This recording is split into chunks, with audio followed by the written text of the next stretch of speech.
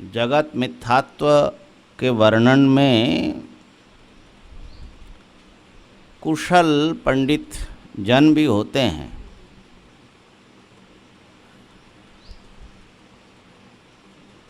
जो कि अद्वैत सिद्धि खंडन आदि पढ़ते पढ़ाते हैं और उनका भी एक प्रकार निश्चय तो देखा जाता है, ब्रह्म सत्यम जगन मिथ्या। लेकिन उस निश्चय का और शास्त्रार्थ में भी बड़े जोर शोर से अपना पक्ष वो प्रतिष्ठित करते हैं, समर्थ भी होते हैं।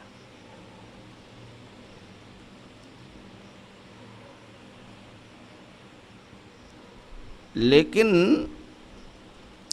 उनके जीवन में वैराग्य, षट समाधि, षट संपत्ति, मुमुक्षुता आदि का दर्शन नहीं होता, बल्कि आगे चल कर के भाष्यकार बताएंगे, शास्त्र व्याख्यान में कुशल होने पर भी वो मान सम्मान सांसारिक भोग के लिए ही वो काम आता है, वो मुक्ति का साधन नहीं बनते। और इसीलिए कई बार जो हैं साधकों में बड़ी विभ्रांति हो जाती है, वेदांत पढ़ के क्या होगा। यही तो वेदांत पढ़ने वालों की तो यह हालत है।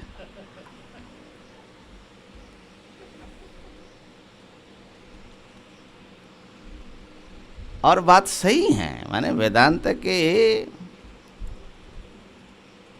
सुपठित व्यक्ति भी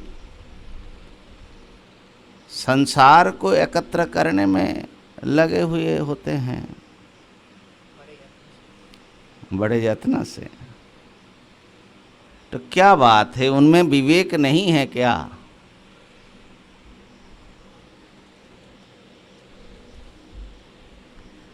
इसके विषय में विचार सागर में एक समाधान प्रस्तुत किया।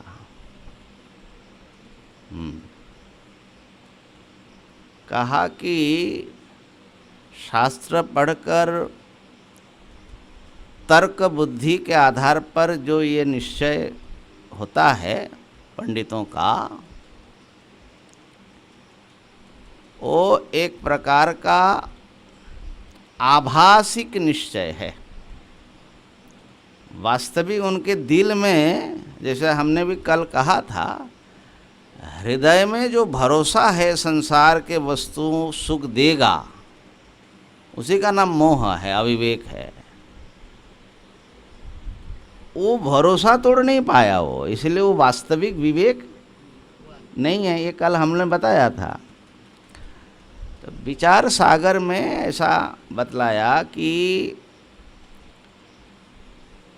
निष्काम कर्म उपासना के द्वारा चित्त शुद्ध होकर के जो विवेक उत्पन्न होता है, वो वैराग्य के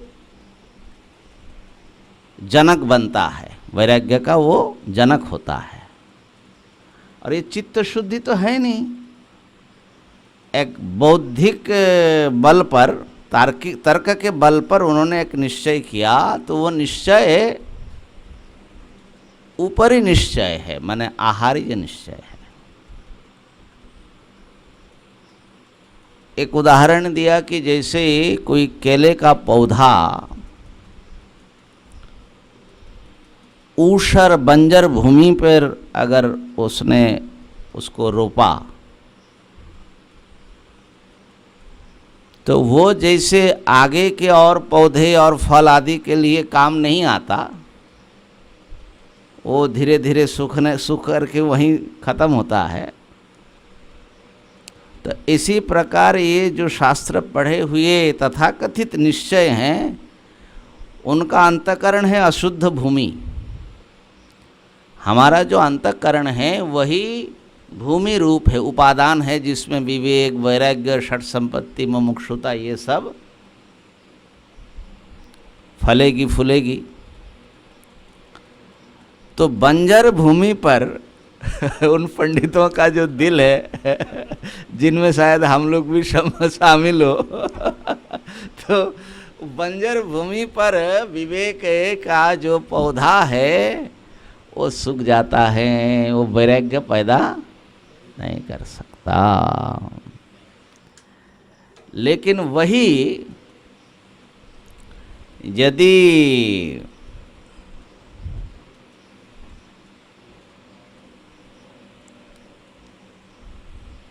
मेरे ख्याल से नेट खोल देने से टकराने का आवाज़ कम हो जाएगा। ये नेट वाला नेट खुलेगा इधर से, नेट हाँ, इससे टकराने का आवाज़ थोड़ा कम होगा,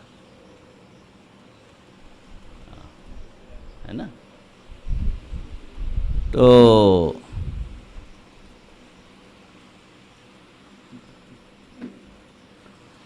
लेकिन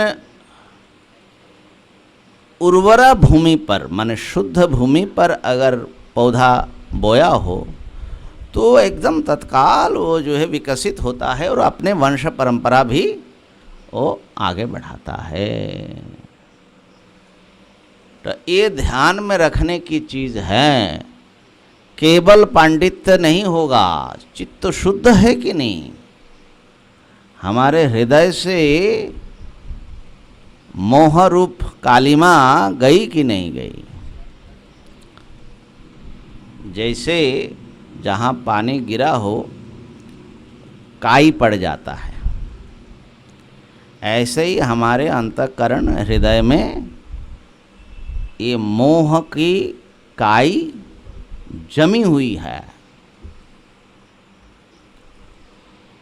और ये मोह क्या है, अविवेक क्या है, संसार को सत्य समझना, संसार सुख देने वाला है ये भरोसा करना।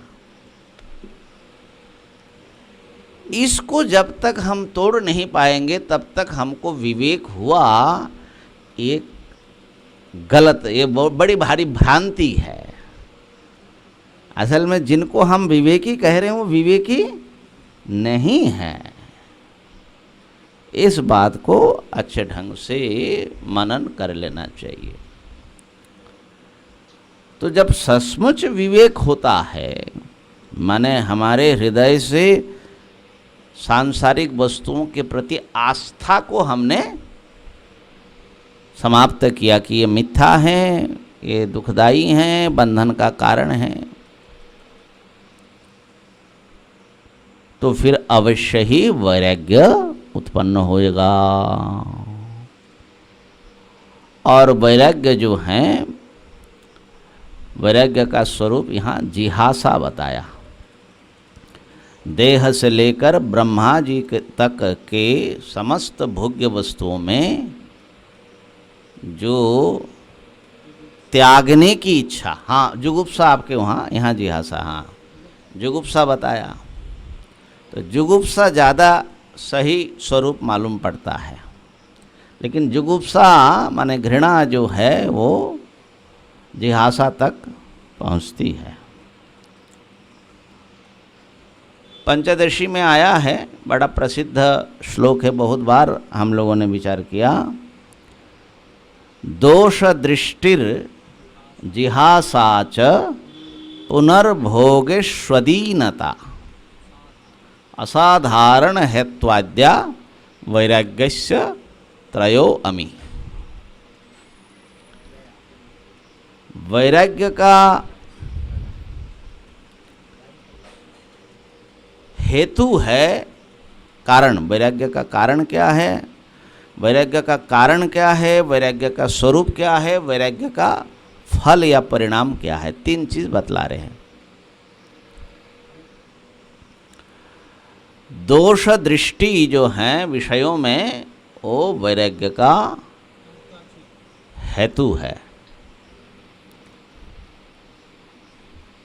और दोष दृष्टि जो है वो क्या है, ये विषयों में जो मिथ्यात्व निश्चय आपने किया, ये मिथ्या है, ये अनित्य है, ये दुख देने वाला है, ये सब जो दोषों का एक दर्शन आपने किया, वही हेतु के रूप में आएगा, उसी वैराग्य का जनक होगा।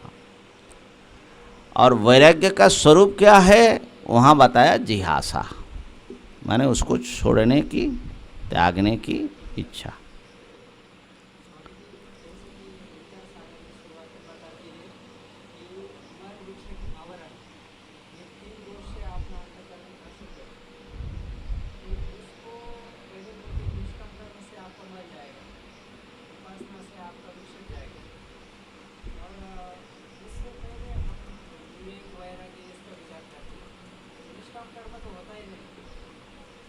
होना चाहिए निष्काम कर्म करो, उपासना करो, और ये जो विवेक हैं वो चित्त शुद्धि का ही एक लक्षण है। ये विवेक माने आया, इसका अर्थ है कि आपका चित्त शुद्ध हुआ।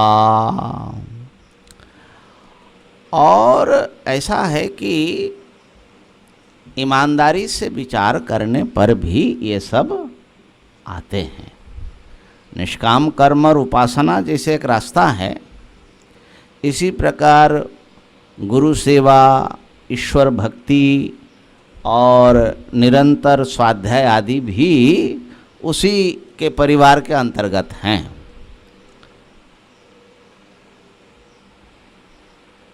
तो वैराग्य का स्वरूप बतलाया कि जिहासा, विषयों को त्यागने की जो एक इच्छा है। यहाँ पर जुगुप्सा आपके ग्रंथ में है, जिहासा भी पाठ है, दोनों है।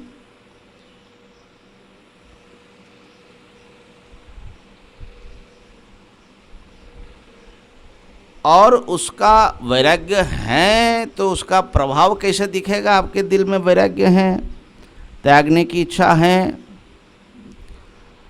तो पुनर्भोगेषु अदीनता, त्यागने की इच्छा से आपने भोगों को छोड़ दिया। तो जब भोग्य पदार्थों को छोड़ दिया, लेकिन बहुत बार छोड़ने के बाद बड़ा पछतावा होता है, अरे उस समय आवेश में कर डाला, बाबा बन गए, अब जो है तो दीनता बनी रहती है। दीनता, भोग प्राप्त करने के लिए कितने कितने गुलामी हम लोगों को करनी होती है। भोग्य पदार्थों की गुलामी, लोगों की गुलामी, कैसे कैसे जो है बड़े जो दिनहीन होना पड़ता है। जो भोगी हैं उसको भले ही दिखाए कि बड़ा ऐश्वर्य है, फलाना है, ठिकाना है, लेकिन असल में भोग्य पदार्थों की बड़ी भारी दासता उसको करनी पड़ती है। तो उससे वो मुक्त हो जाता है। इसलिए वैराग्यवान सचमुच जो होता है वो तो सम्राट जैसा हो जाता है, बेपरवाह, जिसको कुछ न चाहिए वो शाहनशाह है ना, कछु न चाहिए। तो इसलिए तद वैराग्यम, अनित्य भोग्य वस्तुओं में जो जुगुप्सा है उसको वैराग्य कहा।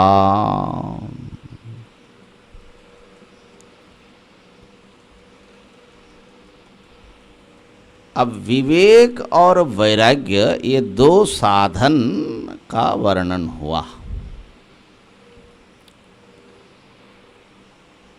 ये दोनों साधन ब्रह्म विचार का, माने ब्रह्माभ्यास या ब्रह्म विचार, अर्थात श्रवण मनन निधिध्यासन वेदांत का, उसका आवश्यक पूर्व अंग हैं, माने अधिकार संपदा में आता है। विवेक का उपयोग वैराग्य में, और विवेक का उपयोग सीधे जिज्ञासा में भी प्रतीत तो होता है। अर्थात जब आपको ऐसा निश्चय हुआ कि जो कुछ हमारे अनुभव में आ रहा है वो सब मिथ्या है, और मेरा अपना जो स्वरूप मुझे समझ में आ रहा है वो भी सत्य नहीं है, तो फिर मैं हूँ कौन? मेरा वास्तविक स्वरूप क्या है? इसको जानने की इच्छा होगी। जो हम जान रहे हैं अपने आप को, वो अगर गलत है, अगर मैं नहीं हूँ तो मैं कौन हूँ? जिज्ञासा में विवेक का परिणाम जिज्ञासा मालूम पड़ती है। तो ऐसा लगता है कि विवेक जो है जिज्ञासा का प्रवर्तक भी है, और साथ ही साथ विवेक जो है वैराग्य का भी जनक है। वैराग्य कैसे ब्रह्म विचार के साधन बनते हैं? संसार के पदार्थों को ही जानने की इच्छा होगी, पाने की इच्छा होगी, तो ब्रह्म की जिज्ञासा कमजोर पड़ जाएगी। अगर होगी भी तो कमजोर हो जाएगी। और समय की भी समस्या तो है ही है अलग से, लेकिन मन में ही वो जो है, क्योंकि मन तो निरंतर संसार का ध्यान कर रहा है, उसी में रमा हुआ है, उसको आनंद आ रहा है, तो ब्रह्म की क्या जरूरत है? तो वास्तविक ब्रह्म जिज्ञासा वैराग्य होने पर ही होता है। जब संसार नहीं चाहिए, ये सब अनित्य है, मिथ्या है, तो हमें तो नित्य सत्य आनंद स्वरूप वस्तु की आकांक्षा है। तो इसलिए उसका डायरेक्शन ब्रह्म की ओर मुड़ जाएगा, है ना। तो इसलिए बिना वैराग्य के, वैराग्य एक प्रकार से मुझे ऐसा लगता है कि जैसे संसार के सांकल से, श्रृंखला से हम बंधे हुए हैं, संसार पकड़ा हुआ है, ये आसक्ति कहो, राग कहो, उसकी जो श्रृंखला है, उस श्रृंखला को काट डालने का नाम वैराग्य है। अब संसार के कोई भी वस्तु हमें पीछे नहीं खींचेगा। स्त्री, पुत्र, परिवार, धन, मान, सम्मान, कोई भी भोग की आकांक्षा हमको पीछे नहीं खींचेगा। तो इसलिए उसकी जो यात्रा है साधक की, एकदम निर्बाध होगा। इसलिए बिना वैराग्य के बाबा कहीं ना कहीं जा कर के वो फिर धागा खींचता है उसको है ना।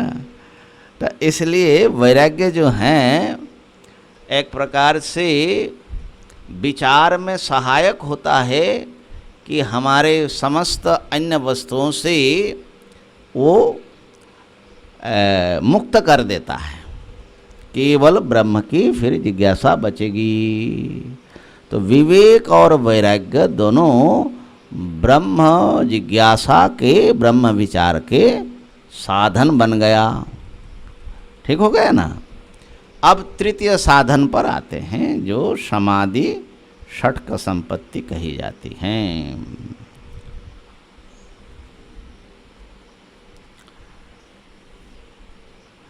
विरज्य विषय व्राताद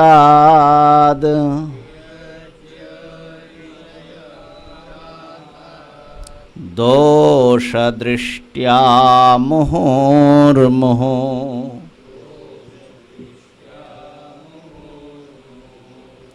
स्वलक्ष्ये नियतावस्था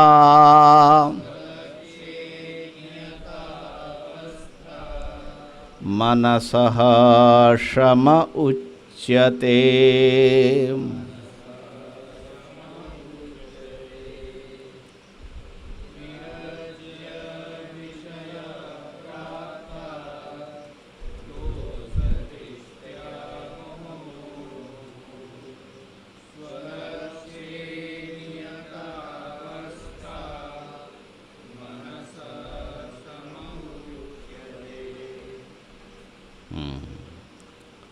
षट संपत्ति में सबसे पहले हैं क्षमा। तो क्षम का जो शब्दार्थ है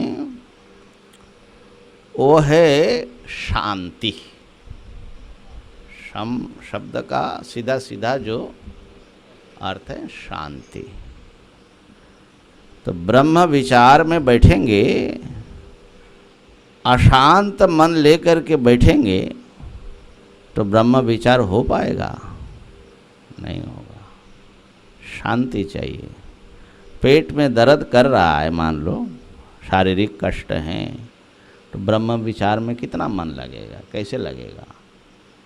तो चाहे पेट का दर्द हो, चाहे दिल का दर्द हो, मन का तो है ना।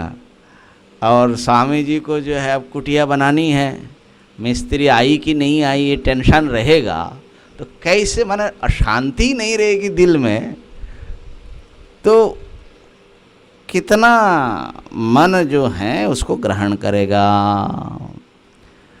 तो किसी भी अध्ययन के लिए या विचार के लिए मन की शांति बहुत आवश्यक हो जाता है।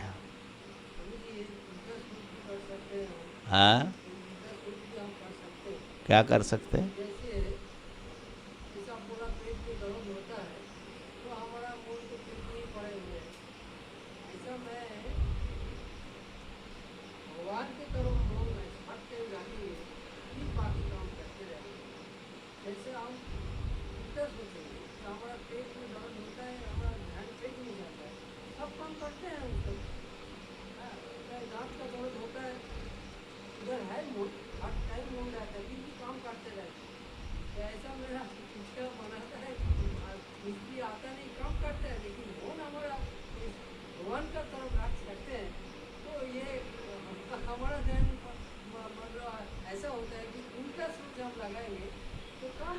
कोशिश कर लीजिए, कोशिश कर लो लेकिन ये शास्त्र में जो लिखा है बहुत कुछ समझ करके, हमारे जैसे हजारों साधकों की समस्या समझ करके लिखा गया है।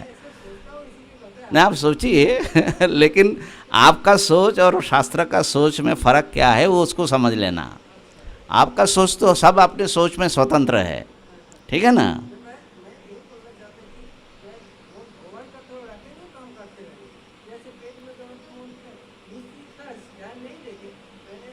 बाबा थोड़ा सा स्वाध्याय कर लो तो समझ में आएगा क्या चीज़ है क्योंकि उस दिन हमने बताया ना, सब सोचते हैं कि हमारी बुद्धि सबसे श्रेष्ठ है और ये लोग जो लिखा है शास्त्र में जो आया है ये क्या है तो हमारे से बहुत आगे के लोगों ने ये सब विचार करके अनुभव करके लिखा है। कुटिया बनाने में हमको आपत्ति नहीं है, वो तो मैंने एक दृष्टांत था। कोई ज़रूरी नहीं कि कुटिया बनाने से आपका मन अशांत हो गया, लेकिन एक उदाहरण है कि मन अगर अशांत रहेगा तो अशांत मन से किसी गंभीर या सूक्ष्म वस्तु का ग्रहण नहीं हो। हाँ, अब वही अवधेश्वर सोहम का अनुभव है कि खाली जो है ये फेसबुक में और जियो मीट में डालने में उन लोगों को बोलते हैं कि इतना उत्पात हो रहा है तो बात ये है कि उपनिषद में आया है सर्वं खल्विदं ब्रह्म तज्जलानिति शांत उपासित। शांत होकर के ब्रह्म की उपासना करो। और शांत कैसे होना है उसका भी वहाँ बताया। हाँ, तो मन को शांत रख पाना ये बड़ी चुनौती साधक के लिए है। और ये ब्रह्म विचार जब जिस समय आप कर रहे हैं उस समय आपके मन की कम से कम ये स्थिति होना चाहिए, नहीं तो ग्रहण नहीं होगा। तो यहाँ पर जो श्लोकार्थ हैं उस पर थोड़ा सा ध्यान देते हैं। हाँ, श्रम का जो कारण है वो वैराग्य ही है। विषयव्राताद मुहुर्मुहु दोष दृष्ट्या विरज्य। बार बार विषयों के समुदाय, विषय व्रात, व्रात माने समूह, सारे विषय, उनमें बारंबार दोष दर्शन करके उसके मिथ्यात्व, अनित्यत्व, दुख रूपत्व, बंधात्मकत्व, ये सब बार बार देख करके, दोष का दर्शन करके बारंबार विषय व्राताद विरज्य, विषय समूह से विरक्त हो करके मनसः स्वलक्ष्ये नियतावस्था, मन का अपने लक्ष्य में निश्चल हो जाना, नियतावस्था को यहाँ निश्चलावस्था, स्थिर हो जाना, वो जो है शम शब्द से कहा जाता है, उसको शम उच्यते। तो यहाँ पर भगवान शंकराचार्य जी ने मन का विषयों से विरक्त होकर अपने लक्ष्य की ओर स्थिर हो जाना, अपने लक्ष्य के लिए निश्चल हो जाना, इसको शम कहा। इसी को वेदांत के अन्य प्रकरण ग्रंथों में मनसा निग्रह शमः, मन का निग्रह। शांत मन जो है ये किसी भी गंभीर विषय के ज्ञान के लिए प्राथमिक शर्त हैं। अब मान लो कि कोई किसी दिन आप मान लीजिए सुबह उठा, कोई समस्या आज नहीं है ना, हमको आज कोई प्रॉब्लम नहीं है, न शारीरिक न व्यवहारिक, माने इलेक्ट्रिक बिल नहीं भरना है, गैस ख़त्म हो गया, माने एक जो सामान्य जो चीज़ें होती हैं घर में, कुछ भी समस्या आपको नहीं है, तो आप निश्चिंत होते हैं कि नहीं? ये जो एक निश्चिंत मन की अवस्था है, ये विचार के लिए बहुत आवश्यक है। ये कहने का मतलब इतना ही है इसको। तो ये बड़ा प्रैक्टिकल मैं समझता हूँ कि ये बात कह रहे हैं। अशांत मन लेकर के भी आप विचार कर सकते, लेकिन वो आदर्श स्थिति है कि आपका मन शांत है, दूसरे चीज़ों की समस्या में आपका मन उलझा हुआ नहीं है, तो आप पूरा उपस्थित होंगे, फुल प्रेजेंस आपका यहाँ पर होगा। नहीं तो हम लोग फुल प्रेजेंट होते हैं क्या? दिमाग कहाँ कहाँ घूमता रहता है, तो और अशांति तो और उसको बढ़ा देगा।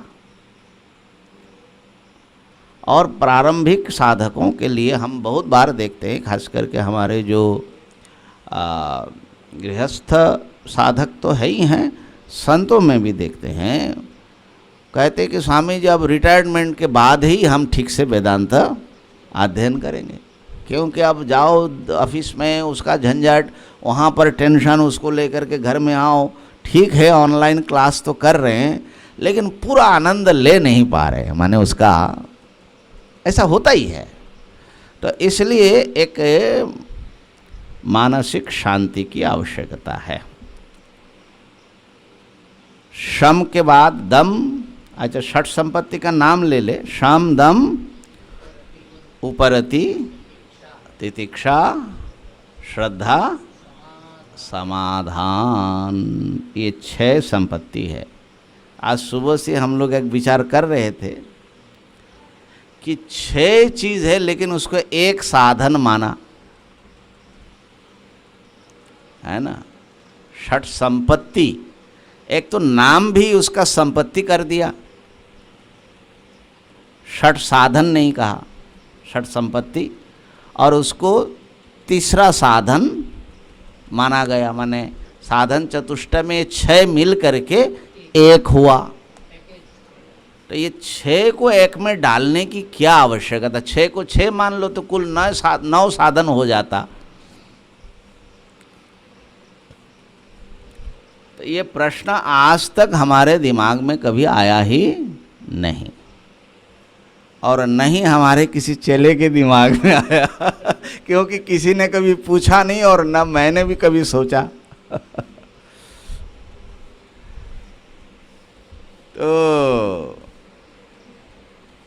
और हो सकता है कि ये जो है प्रश्न, मैंने फिर विचार सागर खोल के थोड़ा देखा, वहाँ कुछ कभी कभी वहाँ कुछ विशिष्ट बात बता दे। तो वहाँ इतनी बात आई, एक नई चीज़ तो वहाँ मिली कि शम दम उपरति तितिक्षा श्रद्धा समाधान, ये जो 6 चीज़ है, ये 6 सब परस्पर सापेक्ष है। अर्थात शम की शांति की पुष्टि के लिए दम की ज़रूरत है, इंद्रिय संयम। उपरति की ज़रूरत है, माने जो एक विराम या एक अवसर। उपरति का यहाँ भाष्यकार कहेंगे कि माने बाहर भटकान नहीं है। हाँ, शमदम उपरति। तितिक्षा भी चाहिए, क्योंकि थोड़े से सर्दी गर्मी बढ़ जाए, अब पसीना पसीना होने लगते तो मन अशांत हो जाता है। और श्रद्धा चाहिए, अगर इसमें श्रद्धा ही नहीं होगा तो शांति से थोड़ा ही बैठेगा। और समाधान यानी एकाग्रता। और फिर उनके लिए भी शम की और इनकी, माने प्रत्येक के लिए अन्यों की आवश्यकता है। ये एक अच्छी माने ध्यान देने की चीज़ लगा कि ये सब परस्पर सापेक्ष होने से एक पॉकेट में इसको डाल दिया, समाधि षटक संपत्ति। एक दूसरा चीज़ जो मेरे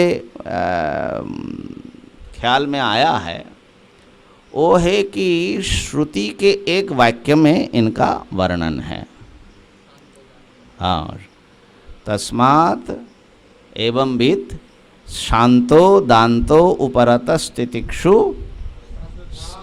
तो हाँ समाहितो भूत्वा आत्मन्येव आत्मानं पश्येत। असल में 2 वाक्य हैं कान्व शाखा और माध्यन्दिन में।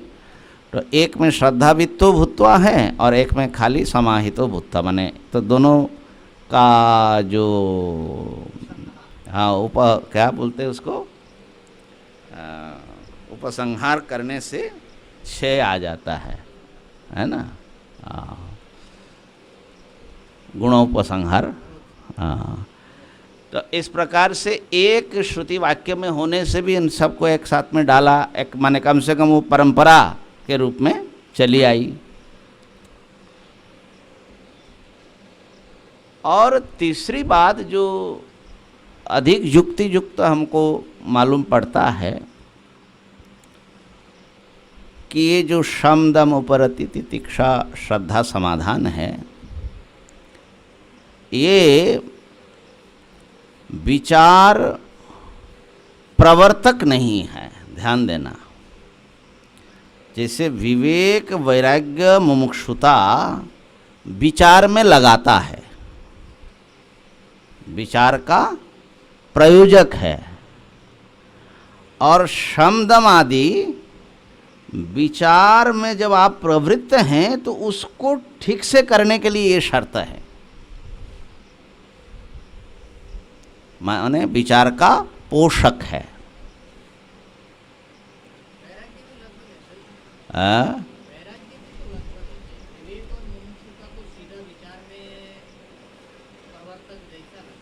हाँ, वैराग्य तो हाँ, लेकिन नेगेटिव तरीके से ना, माने संसार से हटाया, राग हटा करके ना, उस ढंग से। लेकिन यहाँ पर जब आप बैठे हैं, मान लो आप विवेक वैराग्यवान हैं, तो विचार आप करना चाहते हैं, लेकिन इसी समय आपको शाम दम उपरति तितिक्षा श्रद्धा समाधान इसी समय चाहिए। विचार काल में ही ये हेतु बन रहा है, ऐसा लगा मुझे। आप लोग विचार कर लेना और अच्छी बात है।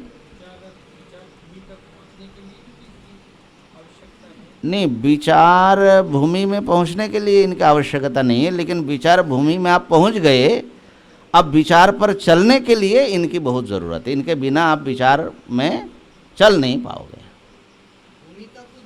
भूमि तक तो विवेक वैराग्य आपको ढकेल दिया इधर, या मुमुक्षुता भी यहाँ तक पहुँचा दिया, लेकिन यहाँ विचार काल में ही आपको शांत मन चाहिए। इंद्रियों का उत्पाद बंद हो करके कम से कम इधर क्या हो रहा है उधर क्या हो रहा है, अगर इंद्रिय सब दिशाओं में भटकेगा तो विचार नहीं हो पाएगा। उपरति, अगर विषय चिंतन का उपरमन नहीं हुआ तो तब भी आप यहाँ नहीं हैं। उसका अब एक एक विचार करेंगे। और श्रद्धा तो चाहिए ही, तितिक्षा चाहिए, इसी समय चाहिए ना, और समाधान माने एकाग्रता इसमें। तो उस विचार में एक जो मन की गहरी संलग्नता है, मैं समझता हूँ कि ये षट संपत्ति में वो चीज़ बतला रहे हैं। और षट संपत्ति देखिए, ये कुछ चारित्रिक गुण जैसा है। ये जो है किसी भी व्यक्ति के लिए संपत्ति है, चाहे वो ब्रह्म विचार करना चाहे या ना करना चाहे। माने कोई भक्त है, मान लो वो ब्रह्म विचारक नहीं है, ब्रह्म जिज्ञासु नहीं है, तो उनको भी शाम दाम उपरति तितिक्षा श्रद्धा समाधान चाहिए कि नहीं अपनी उपासना के लिए। तो ये जो है हमारे पर्सनालिटी का हिस्सा बन करके शम दम आदि ये हमारे उपकारक बनते हैं, है ना। तो इस ऐसा प्रतीत हो रहा है। तो इस प्रकार से एक मन को विचार में स्थिर करना और उसको एकदम गहरे जोड़ देना, इसमें ये 6 चीज़ जो हैं बहुत आवश्यक हैं। तो उसमें शम का तो विचार हम लोगों ने संक्षेप में कर ही लिया। अब दम का स्वरूप देख लीजिए। विषयेभ्य परावर्त्य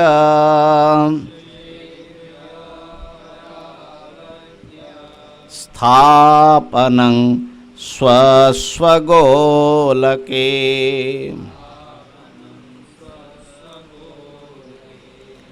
उभयेषामिन्द्रियाणां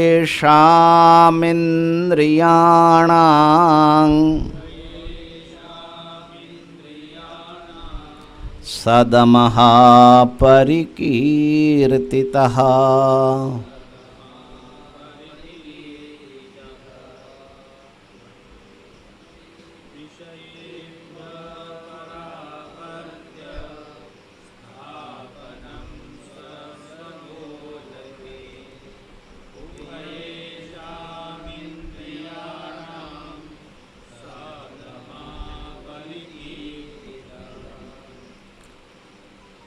विषयेभ्यः परावर्त्य, विषयों से परावर्तित करके माने निवृत्त करके, उभयेषाम इंद्रियाणाम, दोनों प्रकार के जो इंद्रियां हैं माने 5 ज्ञानेंद्रियां 5 कर्मेंद्रियां, इन सभी इंद्रियों को स्व स्व गोलके स्थापनम, अपने अपने गोलक में ही अपने अपने स्थान में ही उसको स्थापित कर देना, विषयों में जाए न। इसको दम शब्द से कहा गया। इसको एक शब्द में बाह्येन्द्रियाणाम निग्रह, जितने बाहर के 10 इंद्रियां हैं सबको नियंत्रण में रखना, सरल शब्द में। यहाँ पर भगवान शंकराचार्य जी कह रहे हैं कि इन दोनों प्रकार की इंद्रियों को विषयों से निवृत्त करके अपने गोलक में ही स्थापित कर देना, वो है दम। एक प्रकार से ये जो है योग के प्रत्याहार से मिलता जुलता है, बल्कि प्रत्याहार का ही एक विशेष रूप है। प्रत्याहार की परिभाषा क्या है भाई?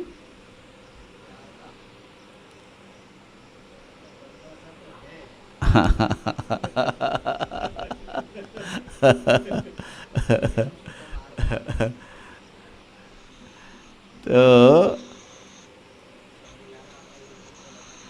नहीं रहने दो, कोई नहीं, आ जाएगा, सूत्र आ जाएगा। तो उसमें ये बताया कि सविषय असंप्रयोगे इंद्रियाणाम चित्त स्वरूप आनुकार इव प्रत्याहारः। सविषय असंप्रयोगे चित्त स्वरूपानुकार इव इंद्रियाणाम प्रत्याहारः। ये द्वितीय पाद के अंतिम में आता है, बल्कि अंतिम सूत्र ही है शायद।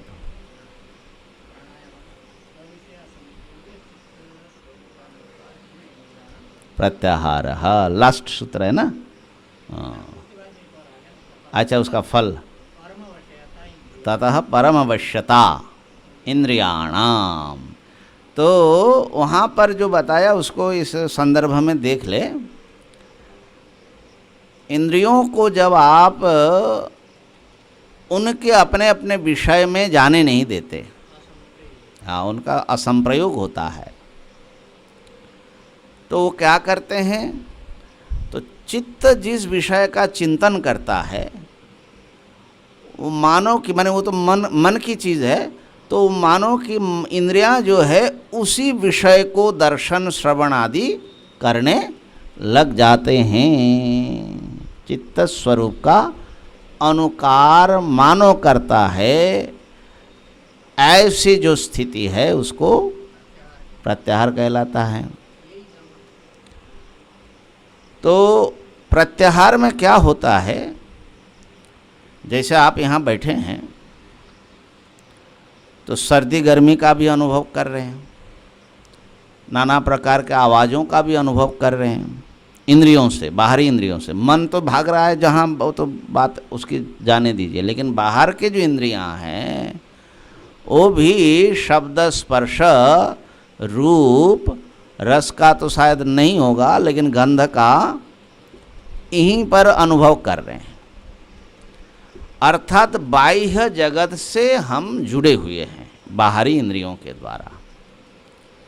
लेकिन कभी ऐसा हो जाए कि जहाँ आप हैं केवल उसी में रहे और बाहरी जगत से आपकी चेतना बिल्कुल कट हो गई, एक प्रकार की तथाकथित समाधि ही समझ लो। अच्छा, इसका सबसे बढ़िया उदाहरण है जैसे स्वप्न।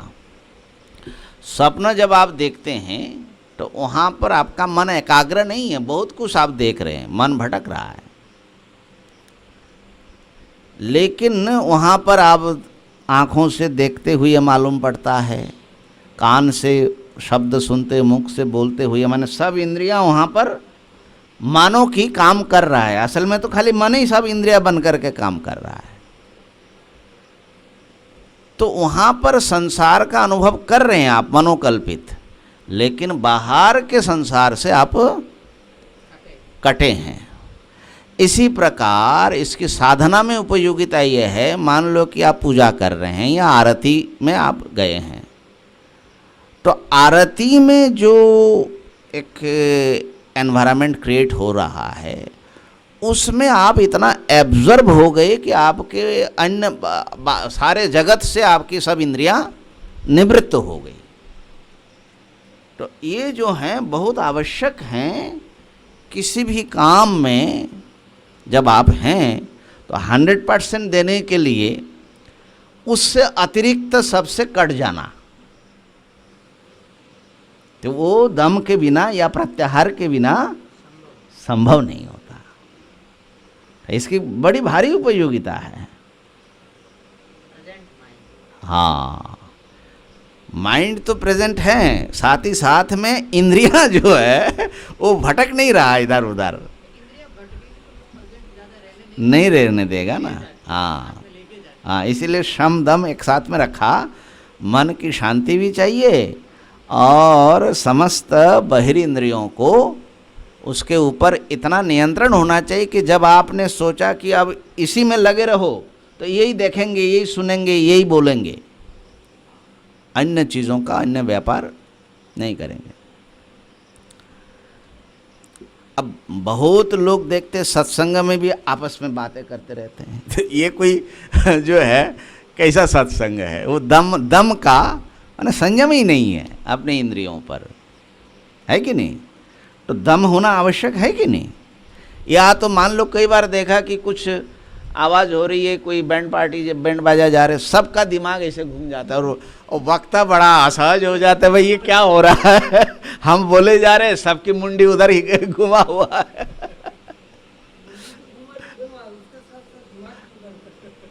इसीलिए तो मुंडी घुमा महाराज। तो इसलिए इंद्रियों का एक डिसिप्लिन, एक कंट्रोल, एक अनुशासन व्यक्ति अगर उसके ऊपर स्थापित नहीं किया तो उसकी साधना कमजोर ही रहेगी, है ना। तो दम की आवश्यकता इस प्रकार से है। और इंद्रिय संयम, माने इसको इंद्रिय संयम हम कह सकते दम को। इसका तो गीता जी में, अन्य शास्त्रों में कितने बार यहाँ तक कि स्थितप्रज्ञ के लक्षण के साथ, हाँ वो तो तीसरे अध्याय में काम जीतने के लिए उसकी आवश्यकता बतलाया। लेकिन हाँ नहीं स्थितप्रज्ञ में कि इंद्रियाण इंद्रियार्थेभ्य तस्य प्रज्ञा प्रतिष्ठिता तस्माद् यस्य महाबाहो निगृहीतानि सर्वशः। तो ये सब चीज़ें जो हैं, इसलिए बाहरी इंद्रियों के संयम पर भी वेदांत के साधक को बड़ा ध्यान देना चाहिए। कई बार हम इसको बहुत ज़्यादा महत्व नहीं देते कि हम अध्ययन में लगे हैं और वो कोई बात नहीं, धीरे धीरे सब नियंत्रित होगा, लेकिन अलग से भी उसके ऊपर काम करने की आवश्यकता है। तो ये जो हैं दम, और जैसा मैंने पहले संकेत किया कि खाली वेदांत की साधना के लिए नहीं, किसी भी प्रकार की साधना खाली नहीं है, सांसारिक जीवन में भी सुखी होने के लिए इंद्रियों पर नियंत्रण होना बहुत आवश्यक है। इंद्रियां अनियंत्रित हो करके कितनी अच्छे का कितना जिंदगी बर्बाद कर देता है। कौटिल्य ने, अब बल्कि मनुस्मृति में भी जो राजा है, राजा के लिए इंद्रिय संयम कितना आवश्यक है, माने राज्य संचालन के लिए ये बताया कि राजा अगर व्यसनी हो जाएगा तो वो अपना परिवार और पूरे राज्य को ही विपत्ति में डाल देगा, संकट में डाल देगा, है ना। तो इसलिए हाँ वो पहुंच ही नहीं पाएगा। हाँ ये बढ़िया है वहाँ पर।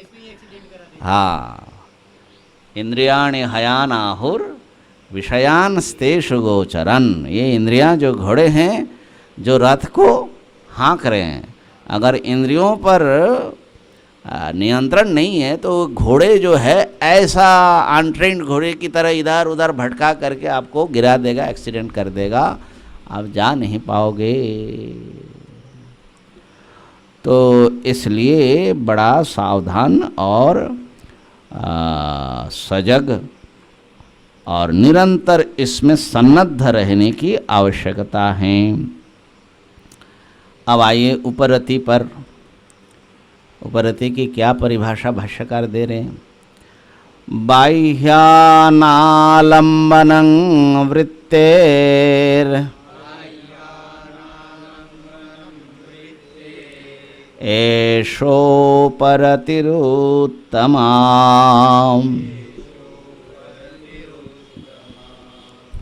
बाह्या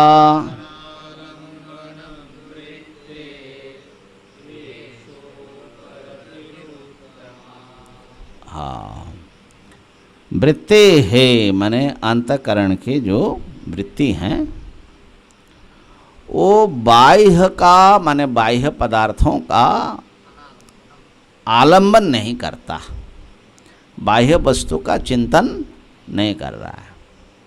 जैसे यहाँ बैठे हैं और बाह्य वस्तु का चिंतन हो रहा है तो ब्रह्म विचार नहीं होगा, है कि नहीं? अच्छा, मन की शांति और उपरति अलग चीज़ है। मन की शांति माने मन शांत है, कोई समस्या नहीं है, हमारे कोई समस्या नहीं है।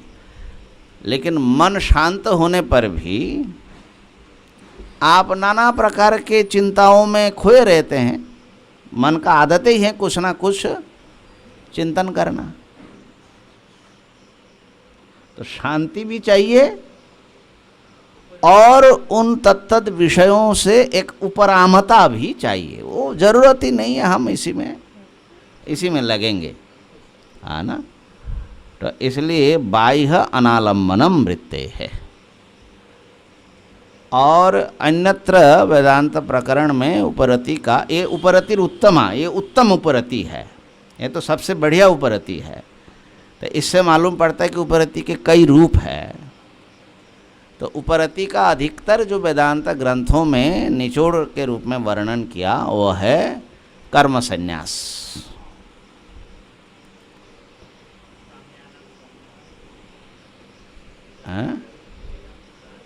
हाँ, वेदांत सार में वही है, संन्यास, है ना, ऐसा ही है, कर्तव्य कर्मणाम, हाँ, संन्यास। तो उसमें ये है उपरति जो हैं,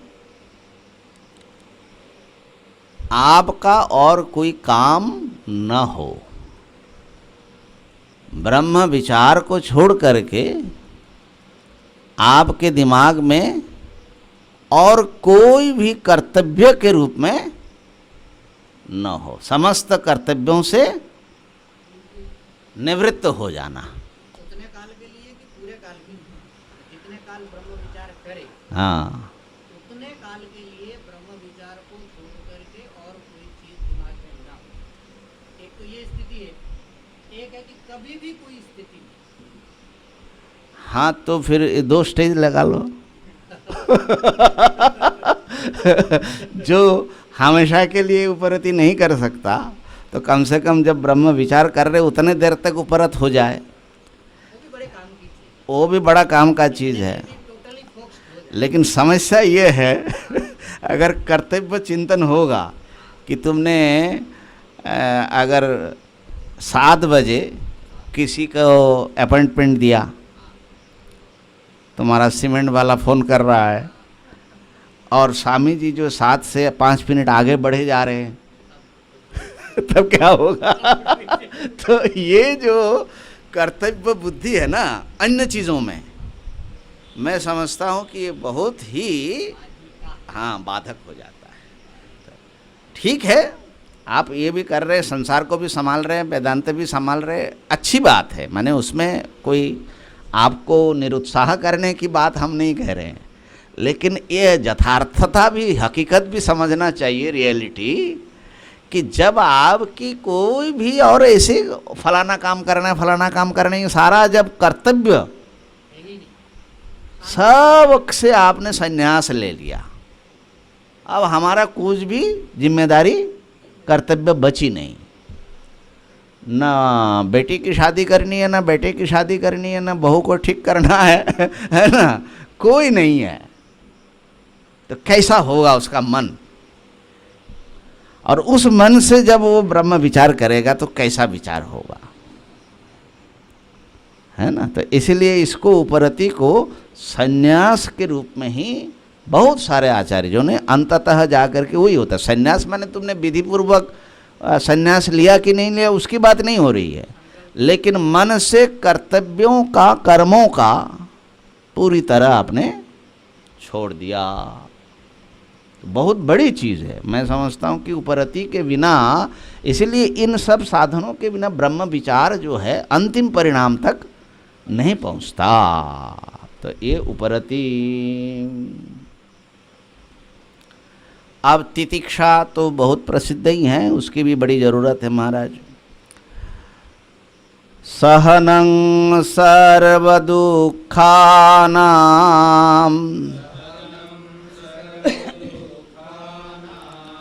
अप्रतीकारपूर्वकम्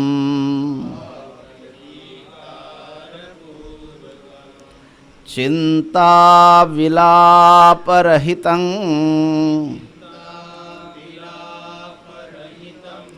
सा तितिक्षा निगद्यते।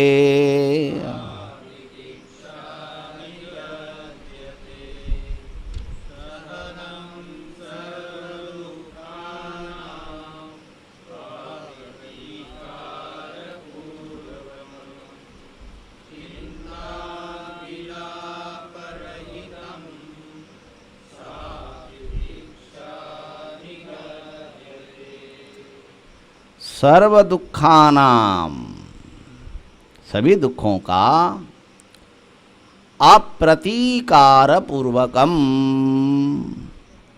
प्रतीकार न करता हुआ, प्रतिकार रहित होकर के। सहनम के साथ अन्वय है, सहन करना, और वो भी चिंता विलाप रहितम। चिंता और विलाप इन दोनों से रहित होकर के सहन करना, उसको तितिक्षा कही जाती हैं। सब प्रकार के दुखों को प्रतिकार न करता हुआ, चिंता और विलाप से रहित होकर के सहन करते जाना, माने इतना मजबूत वो व्यक्ति बन जाता है कि किसी भी दुख को वो परवाह ही नहीं करता, सहन कर लेता है। सा तितिक्षा है। हाँ, उसको द्वंद्व राहित्य कहा, तितिक्षा। योग सूत्र में तपस शब्द से इसी को कहा। इधर ज्यादा कठिन कर दिया ना, कठिन हो गया। बहुत कठिन है। अप्रतीकार पूर्वकम और चिंता विलाप रहितम। अच्छा, कैसा करने से थोड़ा सरल होता है? सरल माने शांत, सहन करो, रोते रहो।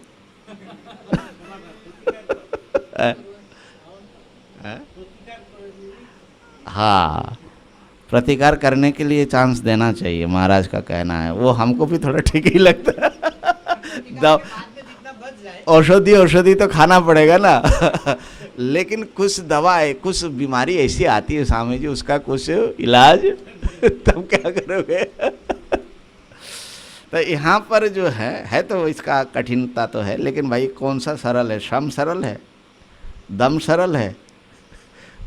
कोई बता दो कि इसमें से कोई भी बड़ा आसानी से मिलने वाली चीज़ है। तो शीतुष्णादि, क्षुधा तृष्णादि, मान अपमान आदि जो द्वंद्व है, उनको सहन करना। असल में सहन शब्द का ही अर्थ मैं समझता हूँ कि ये बाकी शब्दों से स्पष्ट किया। सहन करना, द्वंद्व सहनम आपने जिसे कहा, वो योग सूत्र की ही शायद परिभाषा है ना। तपः क्या है? द्वंद्व सहनम तपः, ऐसा ही कुछ है। ये तीसरे के नहीं, दूसरे के शायद प्रारंभ में है। हाँ, क्रिया युग में दूसरे अध्याय का एकदम शुरुआत में शौच संतोष, हाँ नहीं, क्रिया योग। इसके बाद जो है तप का भी परिभाषा दिया। हाँ, उसके बाद आएगा। अविद्या स्वीकार आगे द्वेष हाँ, और आगे और आगे।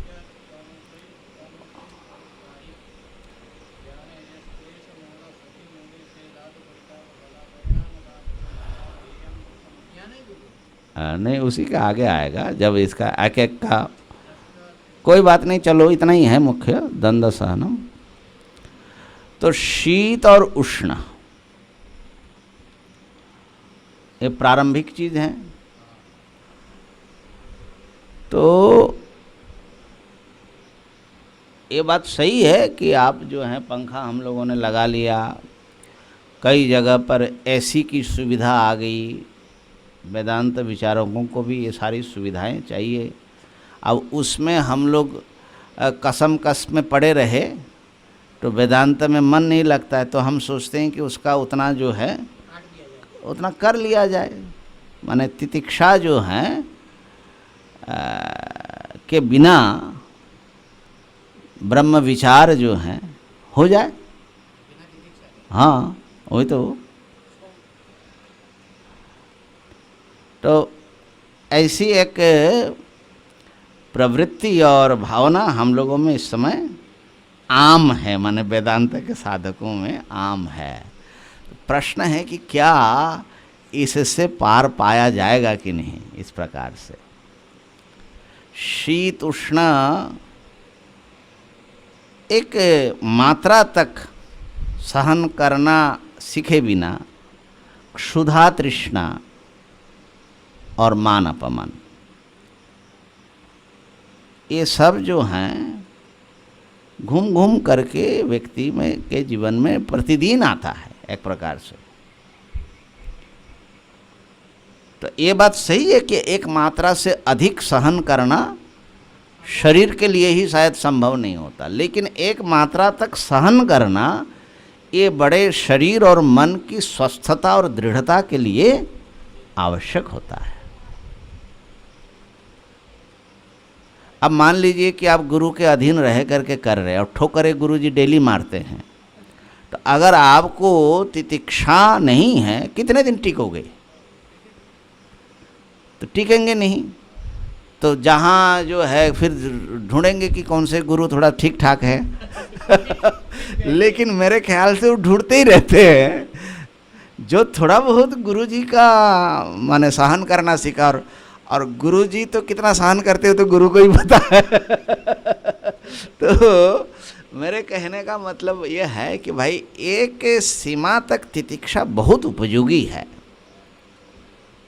नहीं तो आप किसी भी रास्ते पर सफल नहीं हो सकते, है ना।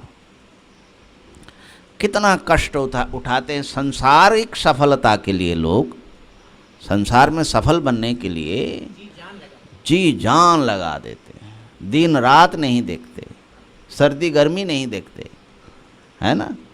तो उनमें इतनी मजबूती की आवश्यकता होती है। तो वेदांत जो ब्रह्म को प्राप्त करना चाहते हैं उनको कितना मजबूती चाहिए? तो चाहिए तो सही। हाँ, ये ज़रूर है कि एक मात्रा तक ही हो सकता है, ये स्वीकार शायद करना पड़ेगा। और इसलिए भगवान बुद्ध ने मध्यम मार्ग बतलाया, है ना। मध्यम मार्ग जो है वो जो वीणा की तंत्री हैं ज़्यादा टाइट कर दिया तो नष्ट हो जाएगा। हाँ, और क्या है, not too tight not too loose ना, क्या है एक और शब्द है उसका तो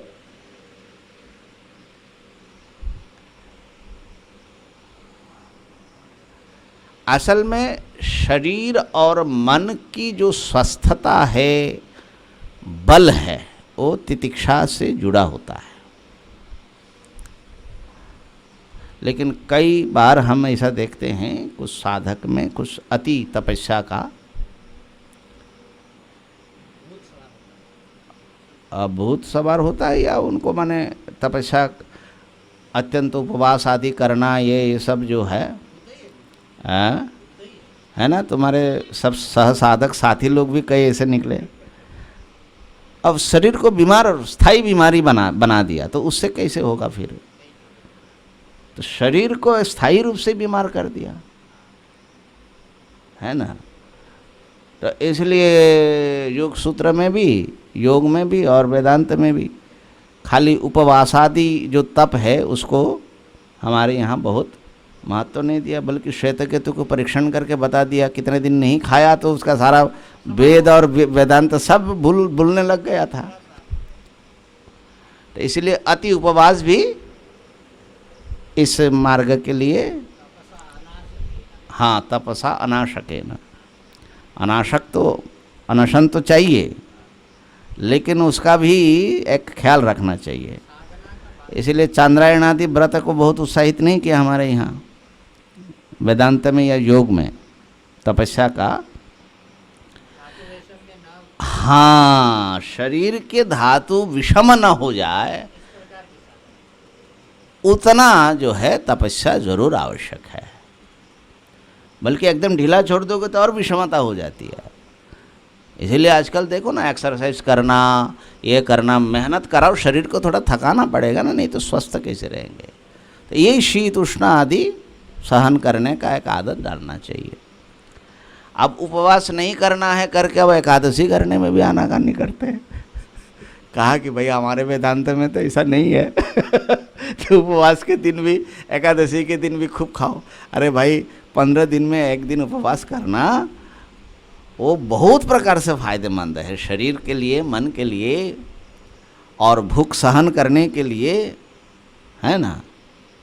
तो देखिए, जो बहुत ज़्यादा शारीरिक मानसिक रूप से कमज़ोर है उसको किसी भी तरह के दबाव दे करके कुछ भी काम कराया लिया जा सकता है। जिनका ना ये सब हर चीज़ एकदम ऐसा चाहिए, वो बड़ा डरता रहता है। और जो ये तितिक्षु हैं, जो क्षुधा तृष्णा भी सहन कर लेता है, शीत उष्ण भी सहन कर लेता है, तो वो भीतर से बड़ा मजबूत होता है। उनको परिस्थिति के दबाव या किसी गलत दबाव से आप उसको गलत रास्ते पर नहीं चला सकते। तो तितिक्षा बहुत प्रकार से काम करता है। तितिक्षा की बहुत आवश्यकता होती है। उसमें इतना जुड़ा है कि अप्रतीकार पूर्वकम, प्रतिकार न करता हुआ। मेरे ख्याल से प्रतिकार में और उपचार में शायद अंतर है।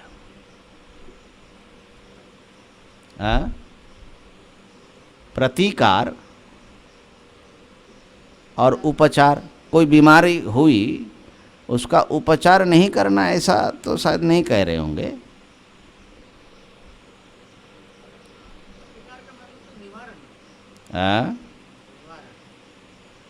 निवारण, हाँ, उपचार मैंने उसका उपचार करना। अब प्रतिकार एक प्रकार से जो है प्रतिशोधात्मक शायद होता है। हाँ, अब जैसे सांप आता है, आदिभौतिक दुख माने सर्व दुखा नाम, और जहाँ आप कुटिया बनाए उसमें सांप घूमता घामता रहता है।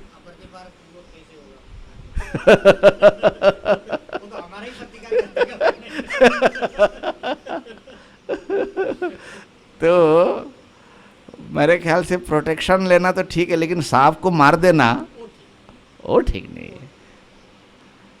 तो एक माने उसका एक वो है जो आपने लिमिट है, आप अपने प्रोटेक्ट करो, लेकिन वो जो है एक प्रकार से बदला लेना या वो अति कर देना वो नहीं होना चाहिए, ऐसा मुझे लग रहा है।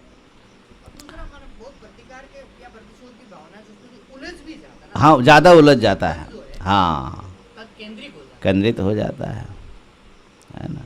अब किसी ने कुछ कह दिया, अब जब तक उल्टा उसको ठीक सब माने जवाब न दे दे तो मन में गुड़गुड़ चलता ही रहता है।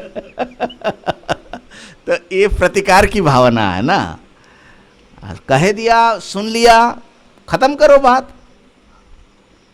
इतनी अगर मजबूती रहेगी तो मेरे ख्याल से जीवन बड़ा सीधा साधा हो जाता है, एकदम सीधा रास्ते पर साधक चलता जाता है ना।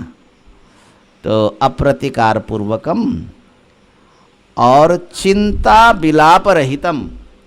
चिंता, ओहो 5 मिनट तो आगे ले ही लिया भाई आज। चिंता जो है, कोई दुख जब उपस्थित होता है तो उसमें बड़ी चिंता होती है। अब जैसे शुगर हो गया, अब क्या होगा भाई, ये तो जेनेटिक है, ये जाता ही नहीं है। दवा खाएंगे तो एलोपैथी की दवा किडनी को ख़राब कर देती है, ये है। आयुर्वेदिक खाओ, वो तो फट से काम भी नहीं करता। अब हार्ट डैमेज कर देगा, ये डैमेज कर देगा, नाना प्रकार की चिंताएं घेर लेते हैं। हाँ, आँख डैमेज कर देगा। तो चिंताएं जो है घेर लेती हैं, ये हुआ चिंता। और विलाप, अरे एक एक व्यक्ति को पकड़ पकड़ करके देखो मेरा शुगर इतना बढ़ गया तो विलाप करना माने रोना। तो चिंता विलाप रहितम सहनम। अब देखो मजे की बात यह है कि आप चिंता करिए और रोइए, उससे बीमारी जाएगी नहीं। तो इससे तो अच्छा है कि चिंता विलाप छोड़ करके उसको सहन किया जाए, उससे फायदा ज़्यादा होता है। लेकिन हम क्या करें भाई, मन की आदत ऐसी पड़ी हुई है, तितिक्षा है नहीं हमारे में, है ना। तितिक्षा न होने से, अब बुढ़ापा है मान लीजिए, अब बुढ़ापा में घुटने का दर्द है। अब जिनका भी घुटने का दर्द है और सब लोग रोते रहते हैं और सुनाएंगे, बोले स्वामी जी चल ही नहीं पाते हैं, ऐसा है वैसा है, बैठ नहीं पाते। हाँ ना, वो तो ठीक है मान लो, लेकिन वो रोते रहते हैं। कहने का मतलब ये है, विलाप जो है, विलाप होता रहता है। तो उसका नाम तितिक्षा नहीं है। सहन तो करना है, चिंता और विलाप से रहित सहन करना है, प्रतिशोध की भावना नहीं रखनी है। और इस प्रकार से जो एक मन को मजबूत बना डालना है, मन और शरीर दोनों को, ये तितिक्षा कहलाती है।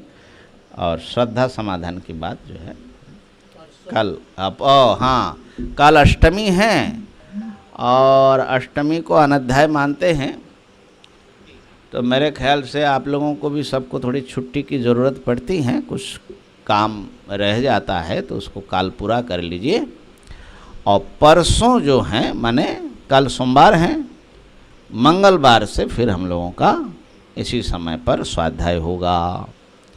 ओम पूर्णमदः पूर्णमिदं पूर्णात् पूर्णमुदच्यते पूर्णस्य पूर्णमादाय पूर्णमेवावशिष्यते।